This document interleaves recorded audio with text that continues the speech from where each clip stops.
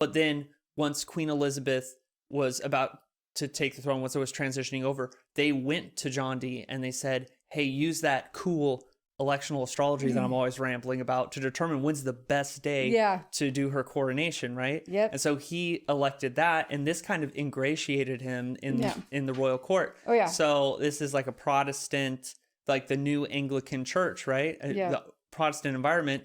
And there's tons of these rumors flying around about John Dee being a sorcerer. Oh, yeah. Yeah. Like he managed to like kind of keep that at bay for a long time. Though. Yeah. The common folk did not like him, but he was the like pet astrologer of Queen Elizabeth and the court. And he had ingratiated himself with them by like doing all this astrological work. So they kind of like, he wasn't protected from the church, but he was protected politically. Right. But that didn't offer him too much protection, just that he wasn't going to get in trouble enough to where he could put an advertisement out in the paper. I don't know. Okay. I'm not sure what they had. Did they have papers? I'm not sure. But he put an advert out for an assistant to help him do scrying. Like, so that was the advertisement. Was he put it out there, and nobody came to get him. Yeah. You know.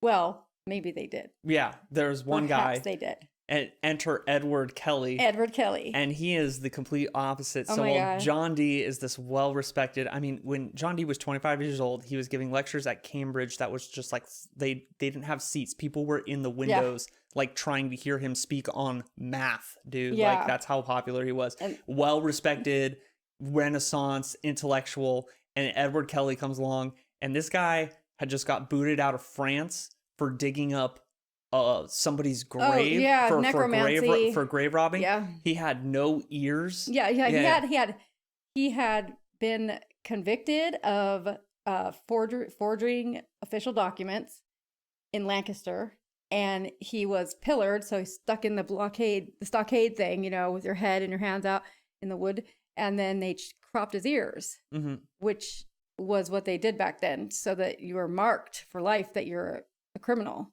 And so he just grew his hair out over it. Yeah. Nobody knew. So this guy's the total opposite end of the spectrum. Oh, and he had a fake name. Yeah. Edward Talbot. He was very much notorious, like criminal scoundrel. Yeah. And people knew him as like a necromancer, black magician, charlatan, that kind of stuff. And he was on the run actively when he met Dee. Yeah. That's why his name was not his real name. He was going under Edward Talbot.